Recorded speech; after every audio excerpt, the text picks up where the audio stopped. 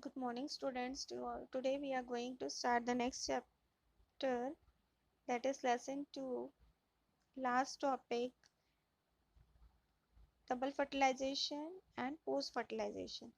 For double fertilization, we will see the structure. As you can see, this is an embryo sac. Within the embryo sac, basically three things are there.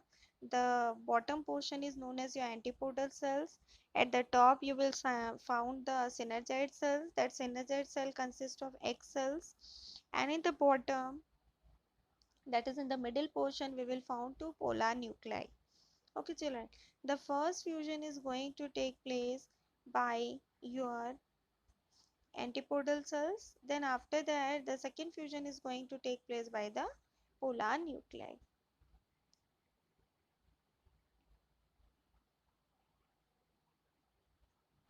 Morning, students. Today we are going to start the next topic, that is double fertilization.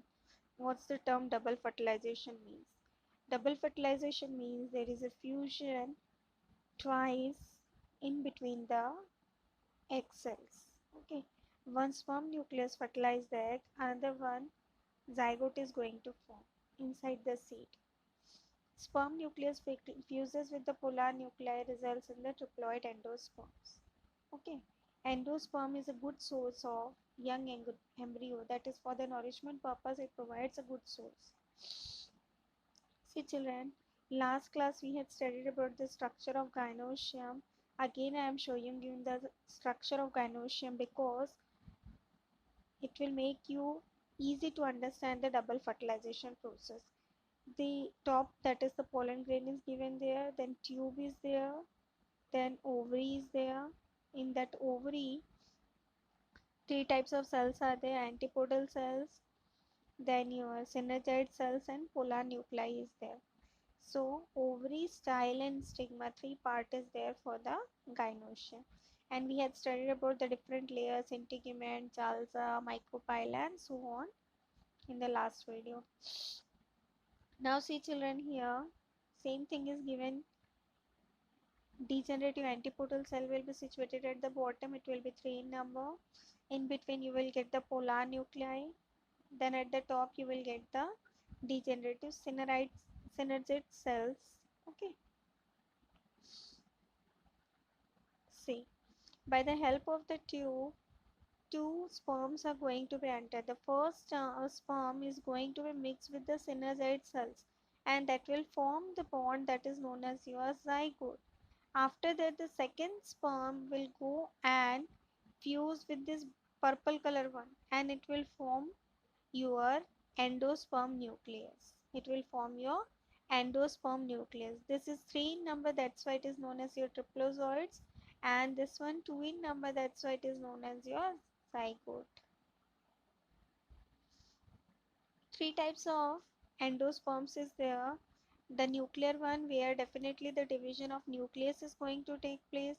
Next one, the cellular level of division, that is cellular endosperm. And the last one is your halobile. Here children, one example I am giving. Everybody, I think so, you people had seen the coconut. The outer brown covering is the example of your free nuclear, and the edible part which we are going to eat, that is the example of your cellular endosperm. Haloboil, the liquid which is present within the coconut, that is known as your liquid endosperm or your halobile. So in these three forms we can divide that three different layers of the coconut: endosperm, cellular endosperm, and haloboil endosperm.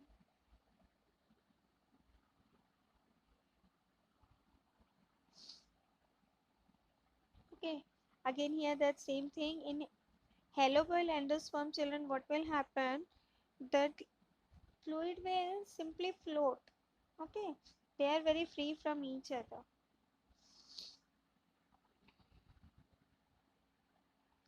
See children, this is a typical structure of your dicot, how the division of the particular cell is going to take place. Whenever the fusion is going to take place, the cell will divide into two, and one will be bigger in size, another one will be your smaller in size. The bigger in size shape of the cells is known as your suspensor, and the lower one will be your the lower cells. So what happens, children? The suspensor will divide into 2 to 10 few further, and after that later the bottom port, that is the regenerative cells, will divide first in a cross direction, that is plus sign. After that, after some certain time duration, it will further divide nearby its surrounding.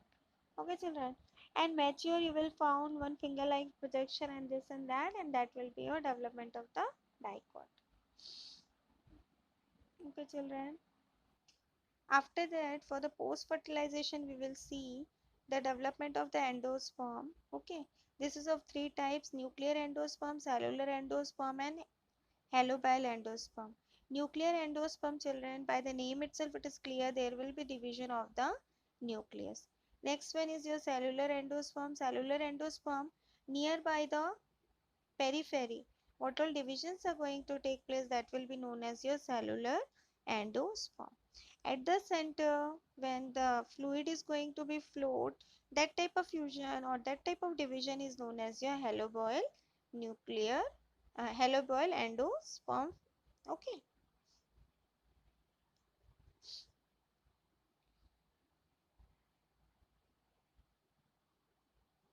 Then, children, what is polyembryo?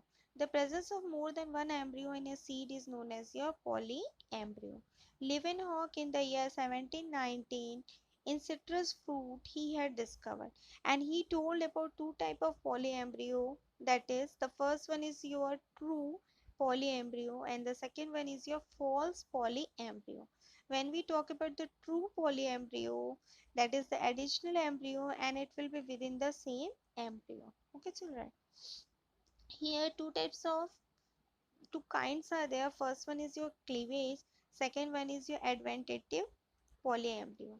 The cleavage polyembryo is going to be splitted into the egg and synergids as well as the antipodal endosperms.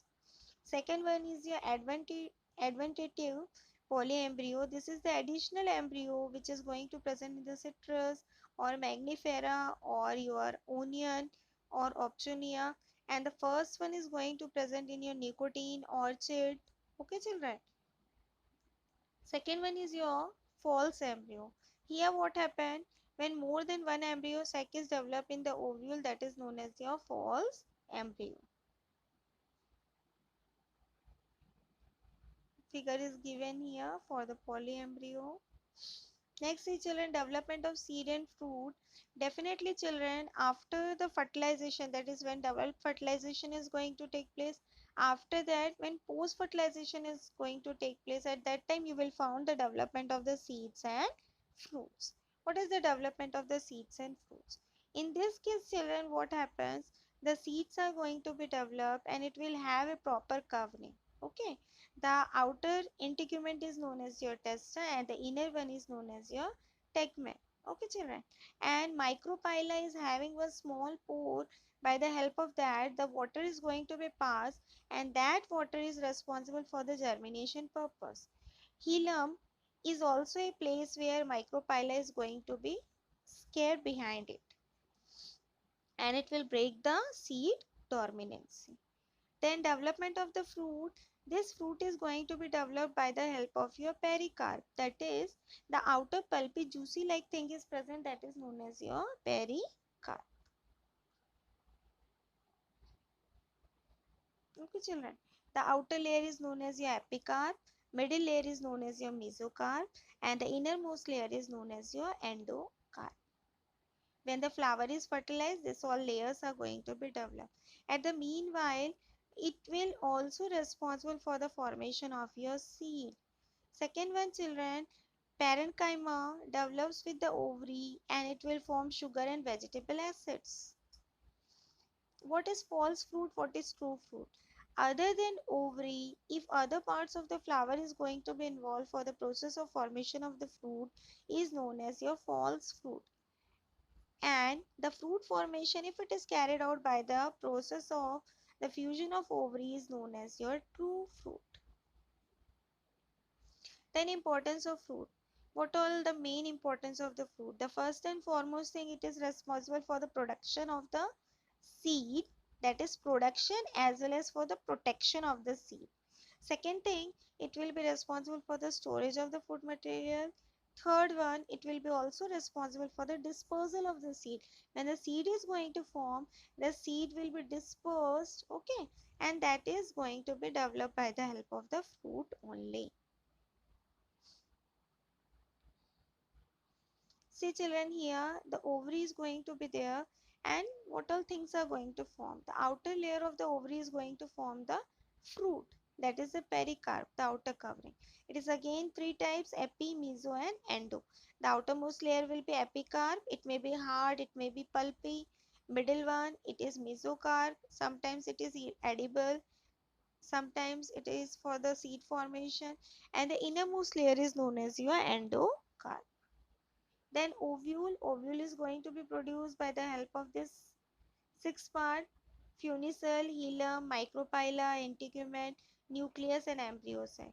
And seeds are going to be produced by that all, that is funicell means stalk, hilum same thing, microphylla it will be in the same manner, integument two type, testa and tegument, nucleus, perisperm we used to say, then embryo sac. Again the division is going to take place, that is degenerate, zygote, endosperm and so on. See children, this is a typical structure of our angiospermic plant.